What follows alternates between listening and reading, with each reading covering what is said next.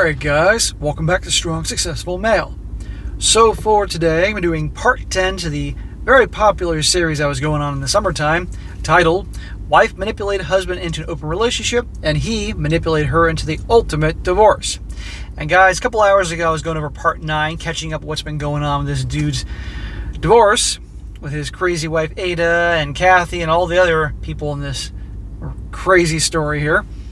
And where I ended off a couple hours ago is when that a-hole Roger, who was doing his wife, where he's pretty much he's in the hospital, lost his package, literally, and it's back and forth on what's going on with him and potentially him doing time, being in general population, all that type of thing, as well as things that are going on with this guy's life. He's dating the Kathy chick, which I thought was not a good idea. Made that clear. And her ex is threatening him, so all sorts of stuff going on. And we're going to continue on where I left off and find out more about what's going on with this guy's adventures. So it continues on. It says here, around the 1st of December, Ada told Kathy she hired a wedding planner for her wedding to Nick. They're not even divorced. You guys aren't even divorced yet, and your soon-to-be ex-wife is already planning the marriage to the next guy. Talk about securing her future with this rich guy. And this guy's going along with this? What the hell's the matter with him? But he's probably just some nice guy simp who has a lot of money who's fucking clueless.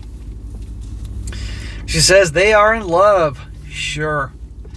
They decided to marry in February after a divorce is final. Kathy asked if Ada was cheating on Nick like she did with me. Ada said she never cheated on me. Why would Kathy say such a horrible thing about Ada? Ada started laughing. Her adultery is funny, I guess.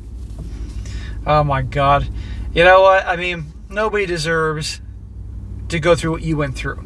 And a gal like Ada. But if this wealthy guy is this fucking dumb to marry this girl this quickly, not even knowing her while she's still, and preparing it while you're technically still married, and without doing his research on her, in a way, this guy deserves what he gets. Seriously. If you got that much dough, you're that much at stake, and you're that goddamn clueless, God almighty. He'll be writing me in. That's what's going to happen.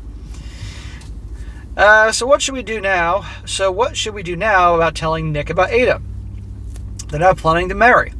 I believe Nick has to be told about Ada before he marries her.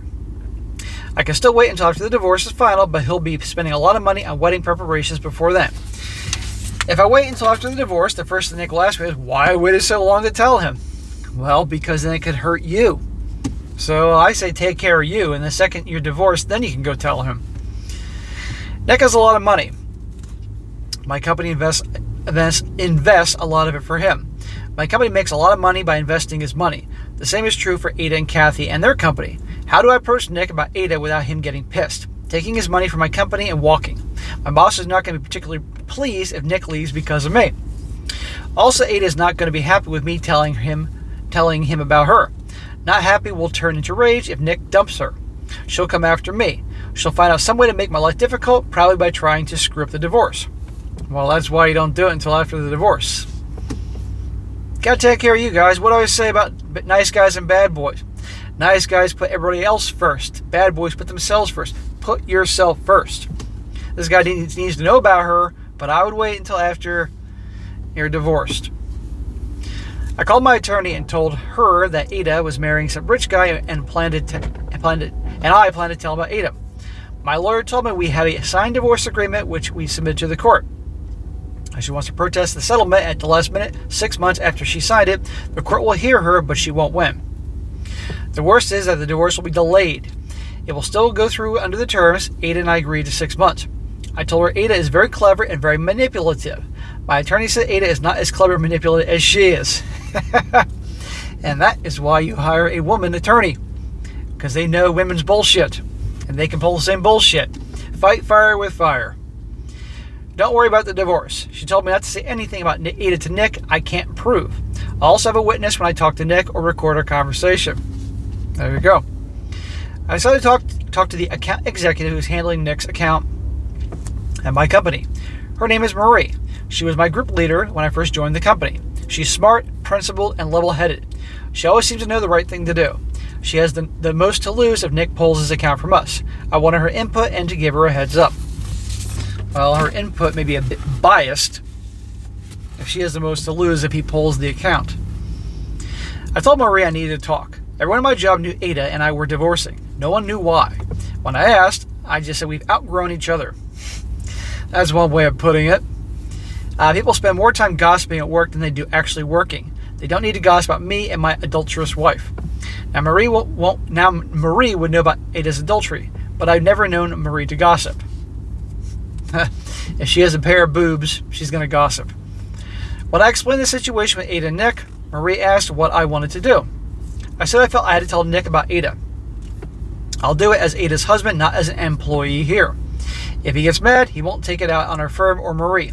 It's just a husband who happens to work here. Marie agreed I have to tell him. She said she thought we should do it together. She doesn't think Nick will pull his money out. She's willing to take the risk.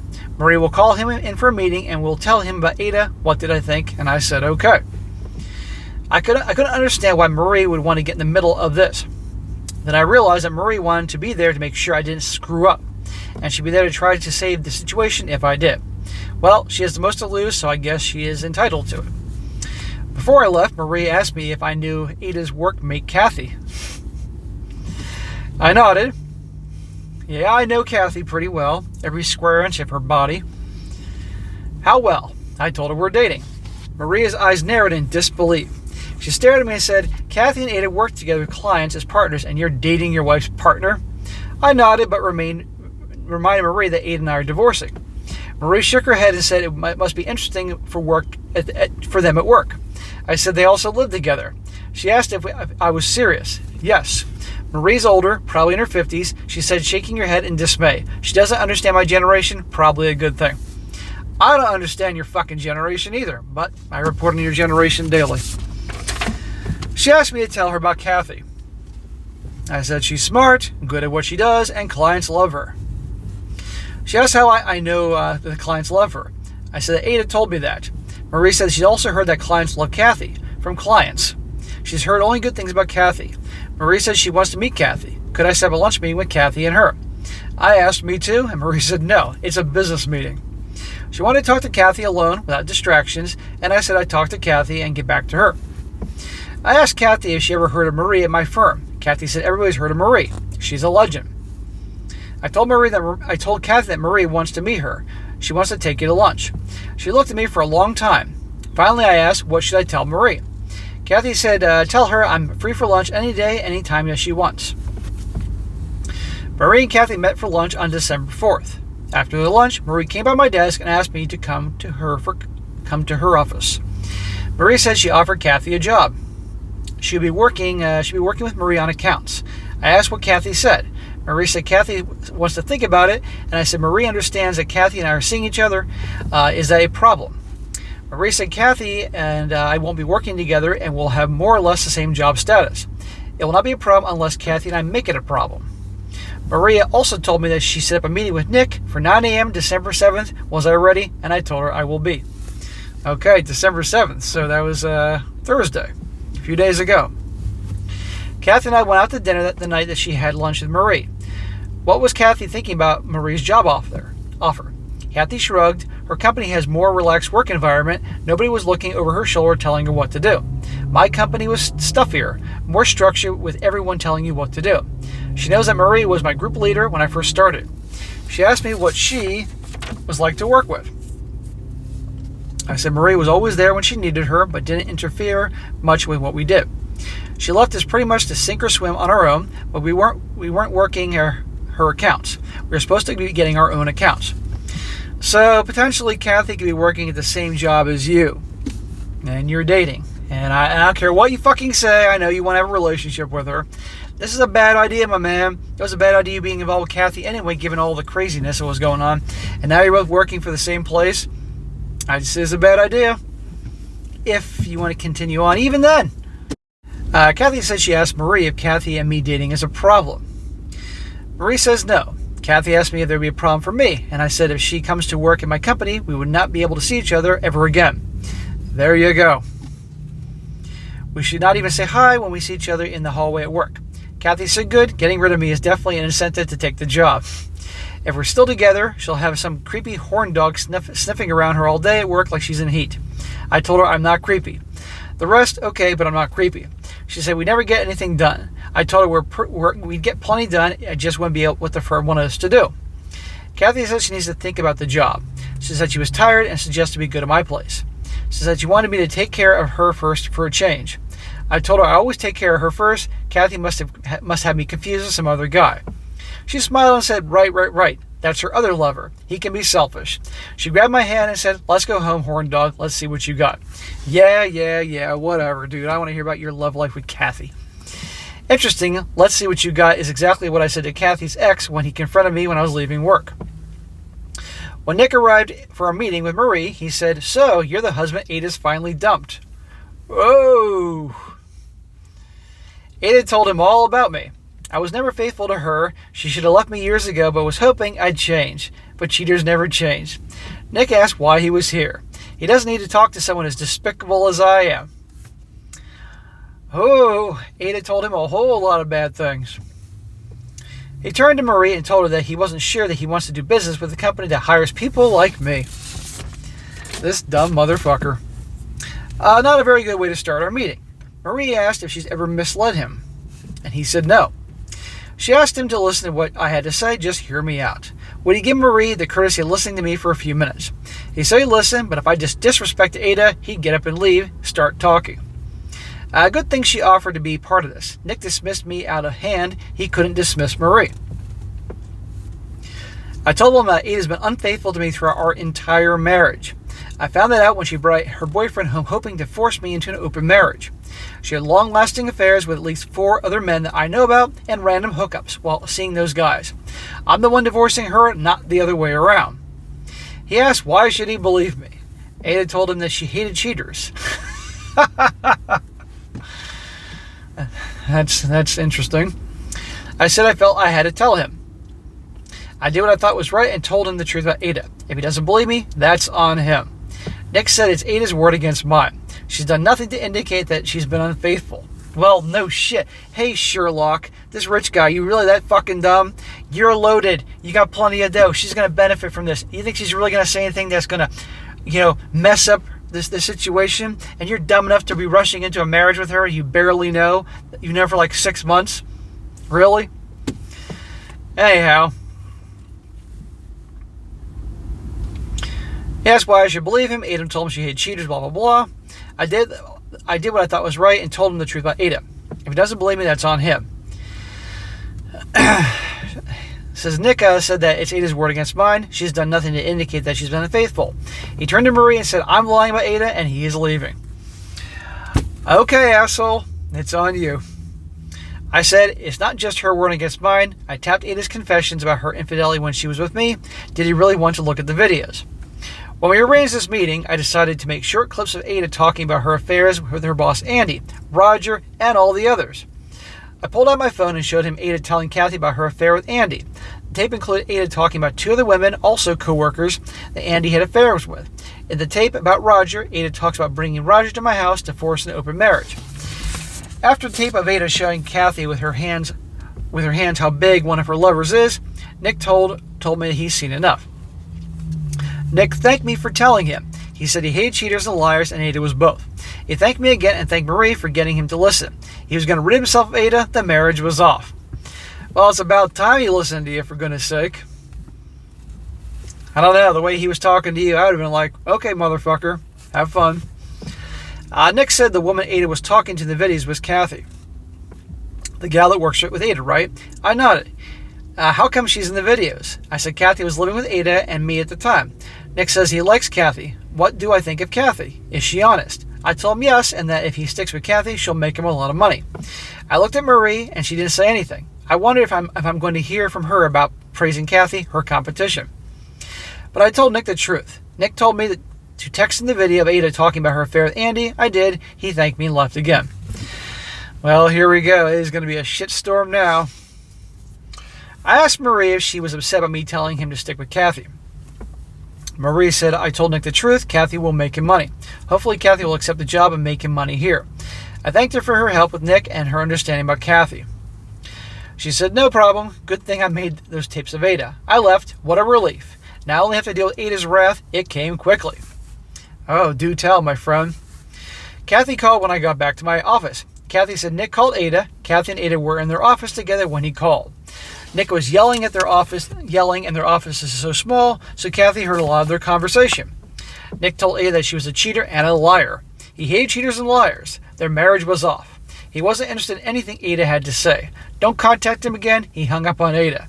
Ada fell back in the chair, devastated. Her world just fell apart. Aw, boo-hoo. Couldn't happen to a nicer person.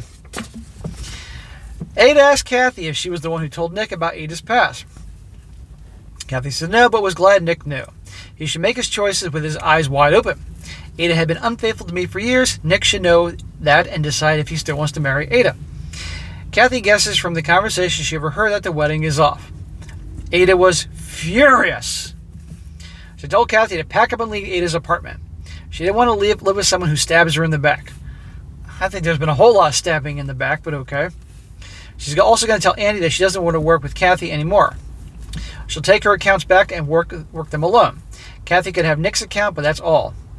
Kathy told me she just smiled at Ada. Remember the whole part where Kathy loves drama? I told Kathy that Nick asked me for the tape of Ada talking about her affair with Andy. He wanted it for a reason. Kathy said she'll keep me updated. We got off the phone. Kathy then called me later that afternoon. She was very excited. She told me to put on my high heel sneakers because we're going out tonight. She's taking me out to dinner. We're celebrating. I told her I don't have any high heel sneakers. She said that's very disappointing. But she'll take me out anyway.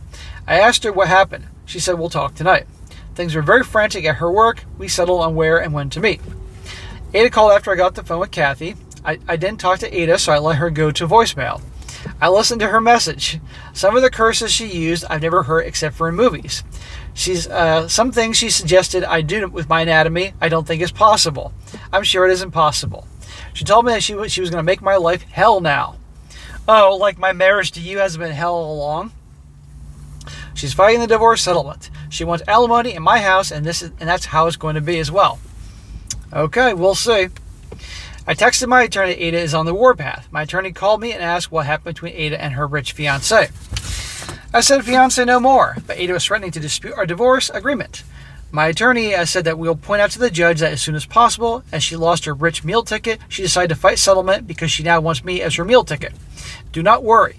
Even a blind judge will be able to connect the dots on this one. I should not worry about the divorce. She told me again that the worst is that it will be delayed. Well, I believe in don't count your chickens until they hatch. Kathy and I went to dinner. Kathy wanted to know about my meeting with Nick first. I told her about the meeting and what was said about Kathy.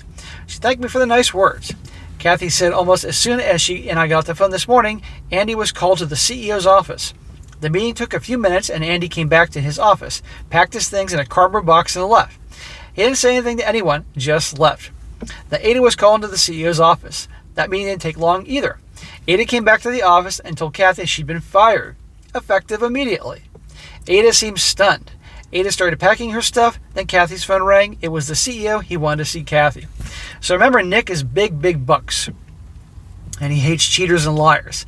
So he called up the CEO of that company, that money management company, whatever it was called, whatever it is. Made sure Andy was fired, who's a liar and a cheater. Ada's fired. Awesome. The CEO told Kathy that Andy and Ada had been fired. They both violated the professional standards of the firm, and Nick wanted them fired. Nick says he wants Kathy to handle his account. Is Kathy up for that? Yes. Can she handle the rest of the accounts Kathy and Ada have been working together? Yes. And the CEO thanked her. The CEO said he needs to replace Andy. Andy was basically their sales manager. The CEO said he would offer that job to Kathy, but Kathy is better off sticking to sales, especially since Nick wants to work with her. Kathy will get the entire commission for Nick's account, plus the other accounts that she shared with Ada. Kathy says she agreed she's better off sticking with sales. She likes working with clients. Hey, if that's what she excels at, if that's what she enjoys, if it's not work to her and she can make a lot of dough doing it, so be it. And she wouldn't have to be the boss and have to babysit employees. The CEO asked if there's anyone among the account managers who she thought could step up and take Andy's place. Kathy recommended one of her coworkers. The guy was really good at math, could calculate ratios, percentages in his head in seconds. More important, he is also generous with his time in helping coworkers. He gets along with everyone. Also, he's married, doesn't go out for drinks after work, and doesn't play around. The CEO said that he'll talk to him. So, lots for Kathy to celebrate. I asked her what she was going to do about living arrangements. She said after Ada cools off, she'll be able to continue to live with Ada. Get the fuck out of here. This is the most ridiculous. This is one of the most ridiculous elements of this whole story, which I do not get. But it's time Kathy got her own place. She'll start looking. Gee, I wonder where Kathy's going to want to live. I'm sure we can all figure this one out. In the meantime, can she stay with me? Yep, she needs to pick us up stuff at Ada's. I can wait in the car. Ada's probably at home. No date tonight with Nick, or ever again. Kathy will see what Ada's mood is, but regardless, she wants to stay with me if that's okay. Yup. Newsflash, she's moving in. Permanently. Ada wasn't home, probably out with whoever she's been cheating on Nick with. Later, Kathy and I were in bed. Kathy was on her side next to me, playing with the hair. I don't want to hear this shit. Playing with the hair in my stomach, waiting to see if anything pops up again. I was half asleep, but I asked Kathy if she's going to stay where she was or quit and work with Marie. Kathy said working with Marie was the chance of a lifetime, but she'd be viewed as Marie's assistant. She liked the freedom where she is now. No one's looking over her shoulder. She has Nick's and the other accounts. She spent a lot of time developing them. Some of them may jump ship with her, but some won't. Marie told her really to think about what Kathy wanted to do, and Kathy has some time to think about it some more. Kathy continued that she's also worried about us as she works with Marie. I asked her why. Seeing each other at work every day may complicate things. We're good at where we are. Things are already kind of complicated given the whole saga here. I asked if Kathy was attracted to Nick. He was good looking and very rich. She looked at me, smiled, and asked if I was interested in a three-way with Nick. Ugh. She wiggled her eyebrows up and down. I told her absolutely not with a guy. If she has a cute female friend, I'm willing to discuss it. We laughed. She put her head on my shoulder and sighed. What a day. She lowered her hand down a little further and started playing with something else. Yeah, whatever. She's obviously joking about the three-way. Kathy and I were just kidding about the three-way. This whole mess started with a three-way. Ada, Kathy, and me. We're not going back there. Well, unless Kathy has a cute friend who likes to share. Smack! You want to start all this bullshit over again? Jesus Christ. But Kathy didn't answer me about if she's attracted to Nick, did she? So that's where we are in the first week of December. Ada and my divorce is proceeding. My attorney assures me that anything Ada does will only delay the inevitable. Kathy's been living with me the past few days, but is looking for her own place. Good. Make sure she keeps looking. She made appointments to look at places this weekend. I'm going to go help her look. Kathy and I are spending time together. It works both for us right now. I think 2024 will be a good year for me. At the very least, I'll be rid of Ada. Charlie the dog is happy. Kathy's happy. I'm happy. Life is good. Okay. Well, I'm happy too. Well, bro, I'm glad you're happy and everybody's happy and there's rainbows and sunshines. Ada sure isn't fucking happy. Neither is her douchebag, your former boss, Andy. So, bro, I appreciate the update. I was wondering what happened to you in your adventures. I hope that motherfucker Roger ends up in general population and, well, you all can use your imagination what's going to happen to him and his rear end in the washroom. But anyhow, like I said before, at the end of the day, if you're going to be with Kathy, you're going to be with Kathy. I don't think it's a good idea, given all the situations, but you're going to do what you're going to do. And if you do what you're going to do, even though I disagree with it, at the very least, use everything you learned from me and this channel and your experiences, and I do wish you well. So, Merry Christmas, Happy New Year, and I can't wait to hear when the divorce finally goes through. And that's all I have to say. Alright guys, that is it for today. Be sure to comment down below, let this guy know what you think. And be sure to like the video, share it with your friends, and subscribe. And I'll catch you next time.